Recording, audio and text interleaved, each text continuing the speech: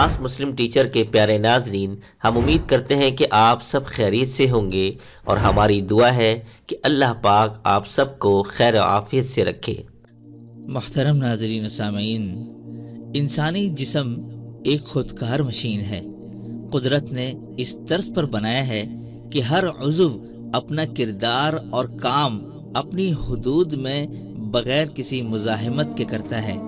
जब इंसान अपनी गलती, गफलत और मसाइल की वजह से इन आज़ा और जिस्म की ज़रूरियात के मुताबिक उनका ख्याल नहीं रखता तो परेशानियां और बीमारियां जन्म लेती हैं। मैदा इंसानी जिस्म का एक अहम हिस्सा है। इंसानी जिस्म में तवानाई, हरकत और नशोनुमा की बुनियादें इसी में होती हैं। इंसान जो कुछ खाता है उसे खाकर चबाना, हजम करना और फिर से जिस्म इंसानी का हिस्सा बनाना, ये सब काम मैदा और उसके मुआविन आज़ा ही करते हैं। प्यारे नाजरीन, आज हम मुख्तलिफ बाज़ारों के खानों को बहुत ही मज़े से खाते हैं, जिसमें हमें न सफाई का पता होता है, न गोश्त की हकीकत का मालूम होता है और न ही तेल की सेहत का पता होता है, क्योंकि हम बदकिस्मती से ऐसे मिलावट के मुआशरे में रह रहे हैं जहां अपनी चीज़ को खालिस कहकर बेचना पड़ता है, जिसके नतीजे में हम कभी न कभी मैदे की मुख्तलिफ बीमारियों का शिकार हो जाते हैं। बाज़ औक़ात तो अमवात भी हो जाती हैं। मैदे की तकालीफ में उमूमी तौर पर वर्म मैदा, निज़ाम हज़म की खराबियाँ, भूख न लगना, पेट में रियाह, गैस, तबखीर, अंतड़ियों का सुकड़ जाना और अल्सर यानी मैदे के जख्म वगैरह भी शामिल हैं। मैदा पूरे जिस्म का इतना अहम हिस्सा है कि अगर हम इसकी केयर ना करें तो हमें कई तकालीफ का सामना करना पड़ता है और मैदे की तकलीफ इतनी दर्दनाक होती है कि इंसान बर्दाश्त नहीं कर सकता। यही वजह है कि हदीस मुबारका में आता है, जिसका मफहूम है कि मैदे की तकलीफ में मरने वाले को शहादत का दर्जा मिलता है। कुछ दिन कबल मैं खुद इस तकलीफ से गुजरा हूँ, जिसकी तकलीफ का अंदाजा खुद मरीज ही कर सकता है। तो इसलिए जितने भी मैदे के मरीज हों या मैदे के अमराज से महफूज रहना चाहते हों, तो आज मैं आप लोगों के साथ अपने हजरत का बताया हुआ एक ऐसा मुजर्रब अमल शेयर करने जा रहा हूँ कि इंशाअल्लाह मैदे की तकलीफ तो दूर की बात, अगर कभी खुदा ना खास्ता कोई ख़राब खाना भी खा लिया हो जिससे फूड पॉइजन का ख़तरा हो, तो वो खाना नुकसान नहीं पहुंचाएगा। और सबसे अहम बात ये कि आपका मैदा लक्कड़ हजम और पत्थर हजम जैसा बन जाएगा। और मैं खुद ये अमल करके इसके हैरान कुन नताइज महसूस भी कर चुका हूँ और अल्हम्दुलिल्लाह बहुत ज़बरदस्त फ़ायदा होता है, जिसकी वजह से सोचा आप तमाम हजरात तक भी ये अमल सदक़ा जारिया की नीयत से पहुँचा दूँ।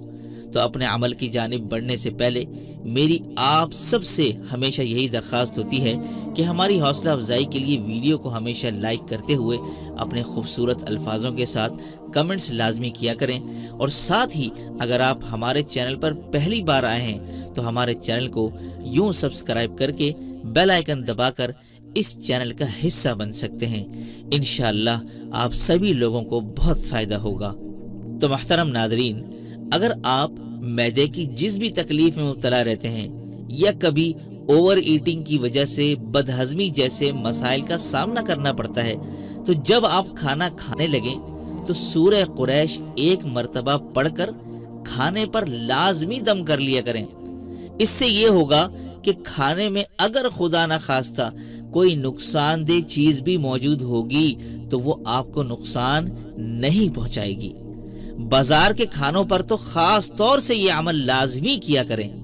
दूसरा अमल वो जरा गौर से सुनने और समझने वाला है। हयातुल हैवानुल कुबरा में इमाम कमालुद्दीन दमेरी रहमतुल्लाह अलैह ने बाज़ उलमाए किराम से नकल किया है कि जिसने खाना ज्यादा खा लिया हो और बदहजमी का खौफ हो, वो अपने पेट पर हाथ फेरता हुआ 3 मरतबा ये कहे, अल्लैलतु लैलतु ईदी या करीशी ورضی اللہ عن سیدی ابی عبداللہ القرشی۔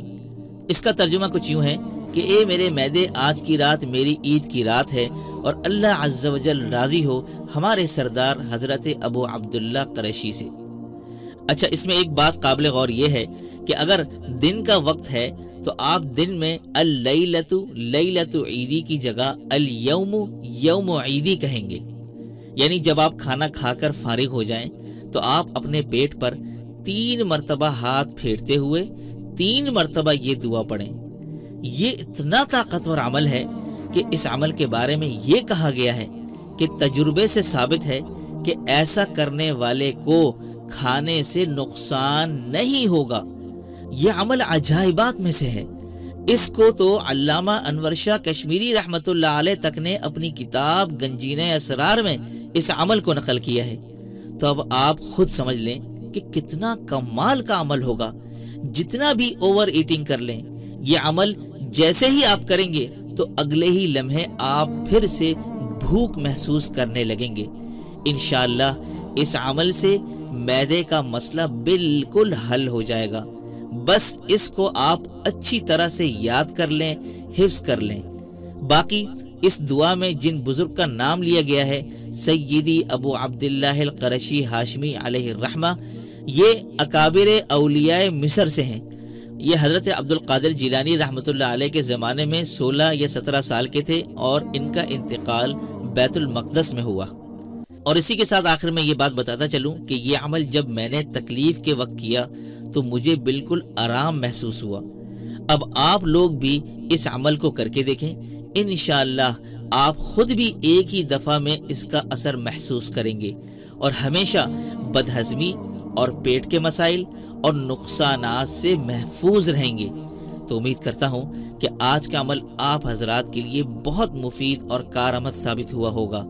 اللہ تعالیٰ آپ سب کو ہر بیماری سے محفوظ فرمائے اور ساتھ ہی مجھ فقیر اور کم ترین کو اپنی خاص دعاؤں میں یاد رکھیے گا اور اپنے ارد گرد اور خاص کر پڑوسیوں کے حقوق کا خاص خیال رکھیے گا۔